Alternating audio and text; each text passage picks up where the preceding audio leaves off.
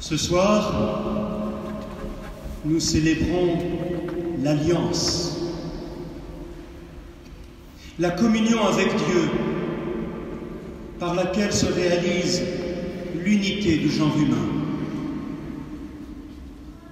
Et vous percevez d'emblée qu'il ne s'agit pas seulement de communier en recevant le pain consacré dans nos mains, mais que cette communion, ce geste tout simple, nous entraîne au-delà de ce que nous espérons.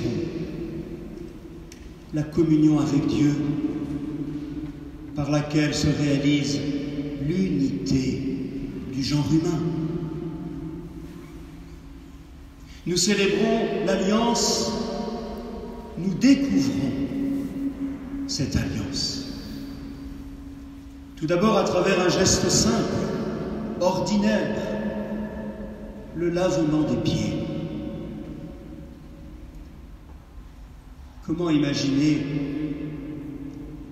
que le maître, l'enseignant, soit aux pieds de ses disciples, aux pieds de ceux qu'il instruit, aux pieds de ceux qu'il guide. Et quand nous entrons avec les apôtres, avec les disciples, dans la foi que cet enseignant, ce maître, est l'envoyé de Dieu, et Dieu même, alors nous entrons dans l'incompréhension de Pierre. Toi, Seigneur, me laver. Oui, le Christ s'abaisse. Il rejoint la bassesse de son frère, du prochain, de tout autre. Il lave. Et nous sommes invités nous-mêmes, c'est la fin de cet évangile, à nous laver les pieds les uns aux autres, et demandons-nous ce que cela veut dire pour nous aujourd'hui. Rejoindre la bassesse de notre frère, de notre sœur, non pas pour le juger, pour le condamner, mais pour l'approcher de notre tendresse, pour le laver, prendre soin de lui, dire combien il est précieux pour nous, pour Dieu, pour l'humanité entière. À nous d'imiter le Christ.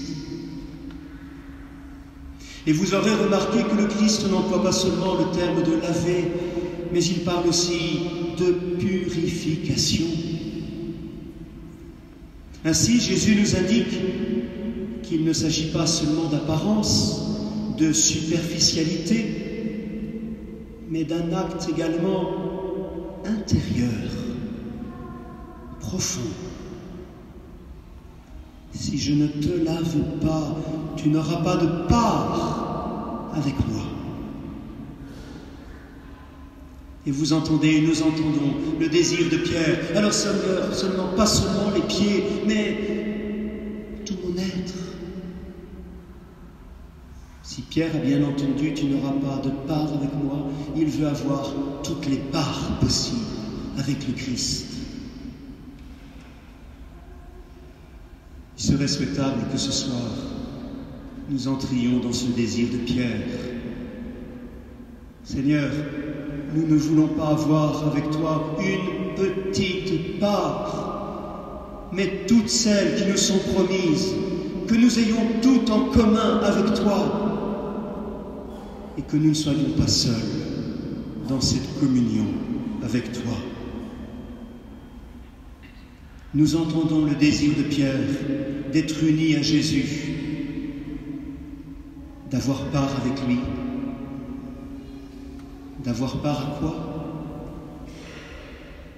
À la communion, à cette proximité divine, à cette présence de Dieu à nos vies, et d'être sauvés du péché et de la mort, lavés, purifiés. Ce lavement des pieds que nous allons reproduire à l'instant ce n'est pas seulement un geste symbolique qui dirait quelque chose de notre fraternité universelle.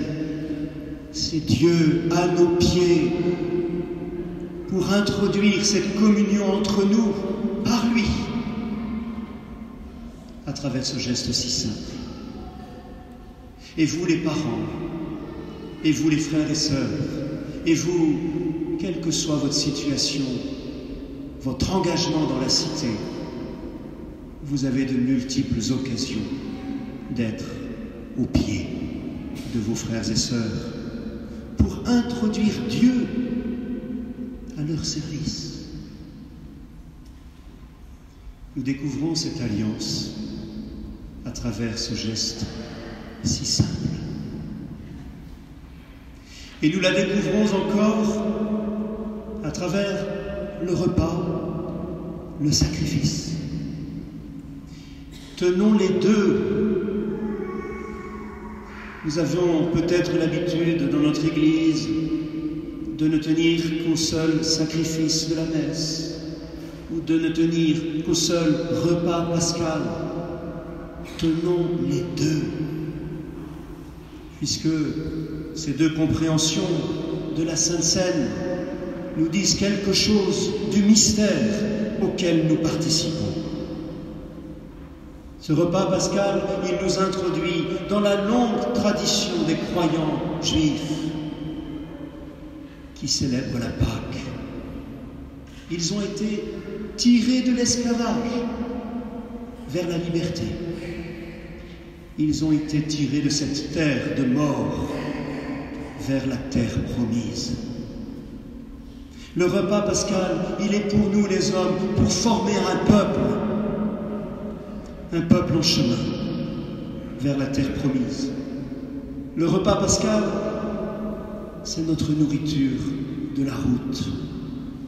C'est le gage de notre salut qui, de dimanche en dimanche, et si nous ne sommes pas là, nous manquons cette borne dans notre vie, sur notre chemin, qui nous indique la route et qui nous ravitaille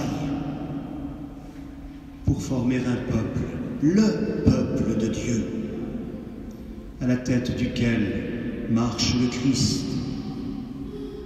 Et le sacrifice, il est là pour nous rappeler à celui qui s'offre.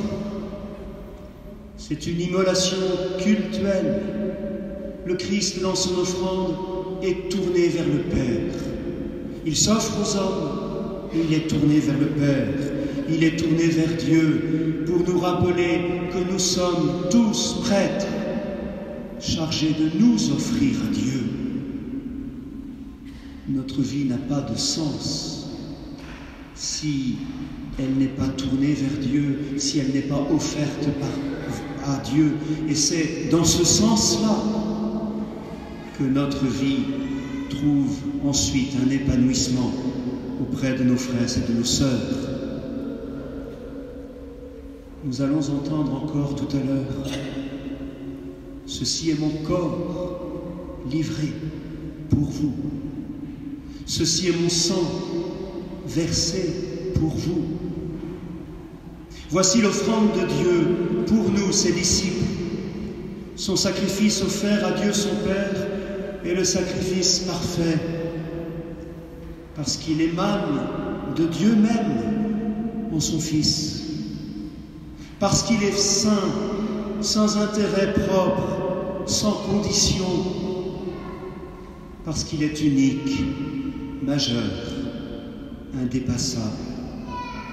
Il est le viatique pour la route, il est le repas qui nous unit, qui nous tient ensemble, il est le passeur qui nous transfigure et nous renouvelle en notre amour, le passeur de vie éternelle, de lui à ici-bas et d'ici-bas à son éternité, à Dieu son Père. Nous allons recevoir le corps du Christ en communion pour devenir ce corps au cœur du monde.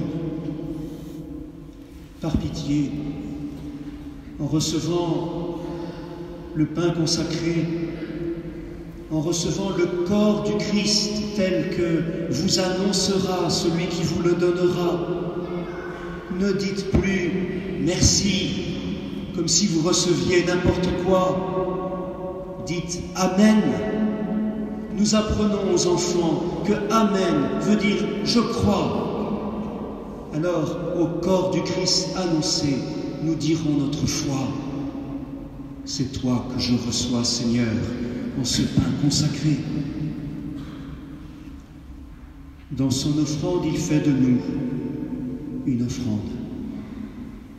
Dans son offrande, il nous apprend à aimer.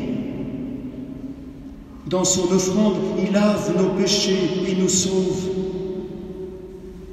Dans son offrande, il nous donne à Dieu et nous donne aux autres, à nos frères et sœurs. Oui, l'Eucharistie est le sacrement de l'alliance véritable. Pas d'union à Dieu sans union à nos frères et sœurs. Pas de service du frère véritable, pérenne, désintéressé, sans union à Dieu. L'Eucharistie est le sacrement de l'alliance. Ce soir, adorons celui qui se donne et meurt de nous aimer.